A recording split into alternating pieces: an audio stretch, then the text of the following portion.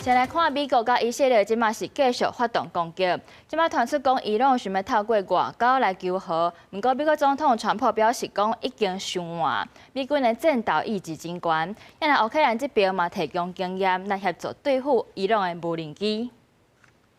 美军大号苏苏怒火的军事行动进度是有够紧。美国总统 Trump 伫咧白宫一场活动讲，美军甲以色列合作，当咧用惊人的效率，甲伊朗的防御系统用好害去。Trump 佮指出，这个人想要用外交的步数讲和，不过伊强调，美军目前战斗意志是比对方更加悬。Their navy is gone, 24 ships in 3 days. That's a lot of ships.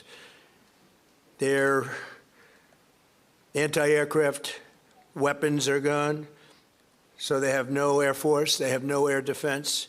They're calling, they're saying, how do we make a deal? I said, you're being a little bit late, and we want to fight now more than they do. 国防部长赫格塞斯煞尾嘛发表强硬演说，伊批评伊朗的高战领袖，幻想美军无法度挡长期的战略，这绝对是足大的误判。美军阁强调，每一摆行动拢甲过去受到足济政治限制战争完全无共。根据美军中央司令部上新的简报，B-2稳型轰炸机已经为德黑兰侵占的地堡轰炸几若摆，搁牵几若万磅的弹药，这要敢若是美伊联军战略的一部分尔尔。If you think you've seen something, just wait.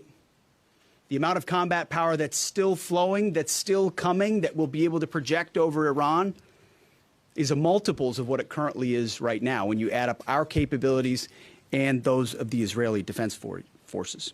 针对顶礼拜甲伊朗上悬的领袖哈米尼庆赛的行动，以色列国防部长嘛讲，这项决定早伫咧去年11月就定案，同时战区扩大，乌克兰嘛加入技术支援。总统泽伦斯基证实，因为乌克兰长期应对罗西亚使用伊朗无人机的攻击，所以有足济防御经验。目前正咧顺应美国的要求，协助保护中东的石油设施甲民用基础建设，防止无人机的威胁。Проводимо консультації з усіма лідерами. Я особисто Близького Сходу.